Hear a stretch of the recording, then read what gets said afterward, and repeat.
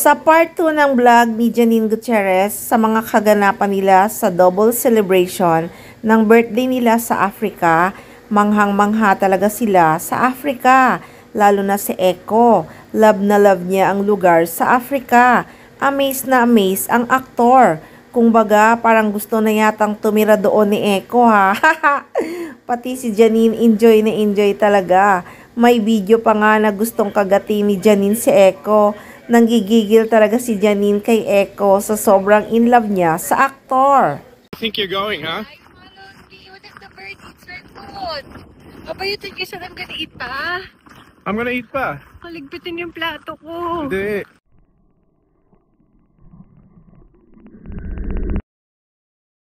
Sino ba naman ang hindi manggigigil at may in love ng sobra kay Mr. Poging Jericho Rosales? Lahat naman nasa kanya na. Super sweet, super simple, super caring. Kaya nga amazing boyfriend Super duper amazing.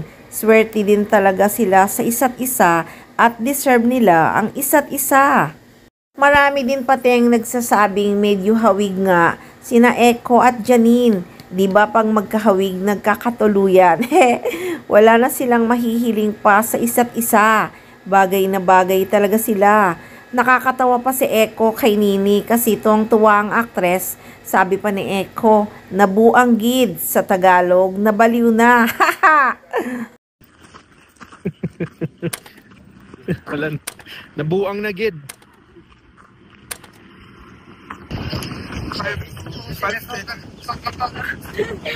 This is great. Oscar, this is amazing. Para lang talaga silang mga bata na namamasyal sa Tanzania, Africa. Medyo bitin pa rin ang part 2, mukhang may part 3 pa. Mas kakilig-kilig yon kasi nasa Cape Town ata sila. Nag-celebrate ng birthday ni Janine. Kaya abangan na lang, binibitin talaga tayo ng Econin. Palibhasa matatapos na ang taon at wala silang masyadong ganap. Kaya binibitin talaga ang mga fans sa panonood ng kanilang celebration sa Africa.